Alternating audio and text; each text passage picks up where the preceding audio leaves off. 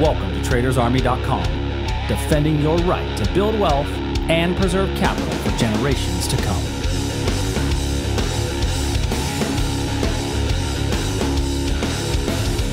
Yeah, Thursday, the 1st of November. Hope everybody's having an amazing day. Welcome to the Daily Market Commentary. I am your host, Chuck Fulkerson. We're going to do what we do each and every day here on the DMC. We're going to take a look at 10 to 12 futures markets, identifying potential breakout trades and turning points. So let's go ahead and dive right in. For those who are new to the channel, make sure you click that subscribe button down below. And if you're not new to the channel, do me a favor, give me a like, give me a comment. The algorithms at Facebook really like that. Even if your comment is happy November, I'll take that. All right, let's get rolling. So the S&P today is up about 14 points. We had a pretty bullish day yesterday, but there was a sell-off kind of at the end of the day that really wiped out much of the day's gains.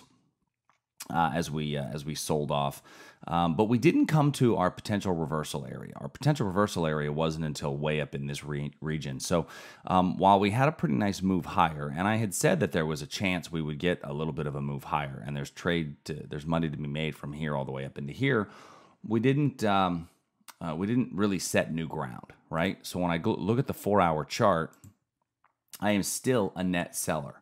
I don't have a higher swing low yet. I got a higher swing high. Technically, by getting above here, we'd put in a higher swing high. But I did not yet put in a higher swing low. We need both a higher swing high and a higher swing low for our price to officially change direction. And that hasn't happened yet, right? So I'm still putting in lower swing lows and lower swing highs. Once that price change occurs, then I switch from a seller from a seller to more of a buyer. So I'm still a net seller. On a small time frame, there's certainly going to be opportunities to be a buyer. And if you wanted to take a look at some of those opportunities, you may have some of those pop up today. I actually, right now I'm kind of looking at this area here, and if we break below here, we could continue to fall again. So the question is, does 2,700 now become our support line, if you will? It acted as resistance, became a little level here. We retested it once, twice. I'm going to leave that as a potential area where we could break down from to come down into here when we do. I'm going to leave my short level intact, though, up above us right through here. Now, the origin of yesterday's move was this area right up in here. Let's see what happens when we get back to there today. We're getting there slowly but surely as we gained a little bit of bullish traction here. But once again, I'm still a net seller based on my 4-hour time period. My 4-hour time period is really going to be key. Now, I'm willing to be proven wrong, obviously, right? I mean, no question. If we blow through and set a new lower swing low, then it changes my mind completely. But until then, I think we could still get a reversal. But notice this is a dashed line trade, which means you need price to come in and we get short as it comes back out. Same picture in the Nasdaq. Same picture is present in the Nasdaq, and this is because this level has already hit once. We are basing a bit before it, which weakens the potential of the level, but we're going to keep the level on the chart for today. Anybody who did get long at this level down here is still feeling pretty good about it. So those of you guys that are looking at the private trade feed at TradersArmy.com, take a look at where we've moved our stop on our bull put spread in the Qs that we took as this trade has moved up from there. When I look at crude oil, so in crude oil, we've got a drop and a little bit of sideways basing. Now, this basing, this could be setting up for a nice little move down on the next leg down in crude. We moved down a little bit yesterday, and then it popped right back through this little breakout area before then doing it a second time and really dropping. Now, yesterday on the video, I talked about if you took the breakout short in crude, then you weren't stopped out. It's a wide area, but price came back up here, and when we were doing the video yesterday, we were right about here. Price eventually came back down, and now we've really dropped from that breakout area again. I think the way it's setting up today is for another potential breakdown. Oftentimes you'll get these breakdowns where we just kind of this real tight range in here. Inventories or of the ilk that we've got a lot more inventory on hand than people wanted to talk much about yesterday. So, you could get a little bit of an opportunity on this move here. Remember, these triangle patterns can break one way or the other, but it's the beginnings of a triangle pattern. It's not quite there yet. So take a look and see if your risk tolerance allows you to jump in on something like that. Now, gold, I said yesterday that we could get a little bit of a retest of this area here. And that area, we came right into it in the overnight hours and just blew right through it. It just did not hold at all. So that gold level didn't hold. I'm still a net seller in gold, but now we're in that sideways price action. So in that sideways price action, things get a little bit more, more difficult, more choppy. Gold's been a tough trade for a while now. And we broke through that little bit of a level. Remember, that level was found on a smaller time period, so it's always going to be a slightly lower probability. In our bonds, so in our bond level, we have a confirmation style entry. Now, what you'll notice on this bond level is price came into the level to activate the trade. We started to get the move out of it. Once we got the move out of it, we took our stop and moved our stop to break even. That was on the trade feed. Reason for that is because we just didn't get a lot of great movement out of it. So that trade is no longer going to be valid.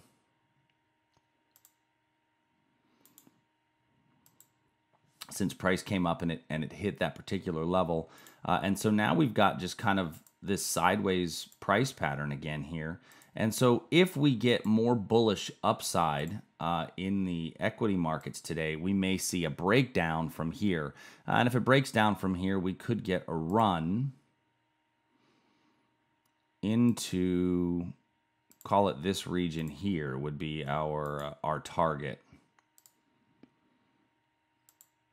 If you get a run down from this area here. Right now, our stop, though, if we broke down below there, would have to be up above here, right? So if we do break down below there, our stop would have to be up above here as a protective measure. Now, this is a little bit greater than a 1-to-1, maybe right about at a 2-to-1. So it may not fit your risk tolerance based upon your trading style. Tighten that up just a smidge. It may not fit your risk tolerance based upon your trading style, but you gotta check your own rules and see if that's something that fits that you might be willing to do. In the Aussie, we are screaming to the upside in the Aussie. So as we scream to the upside in this Aussie dollar, we do have a level up here. The way that we're approaching this level could signal a pretty strong potential for a reversal as we're smoking our way back up into here. So let's see what our reversal looks like as price gets closer into that one. The euro, we don't really have anything until this area right up in here, so there's plenty of room.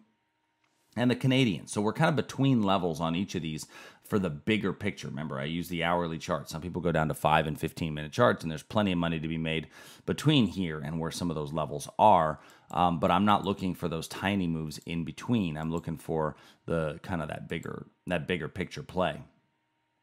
The Great British Pound and Japanese Yen. We had two levels set up in each of these, and both of them just didn't hold through. So we had, the weakness in the dollar overall is what caused this level to break through. And we broke through on the weakness here, on the weakness of the dollar. So this popped right through, as did this. So I got to pull both of those ones off.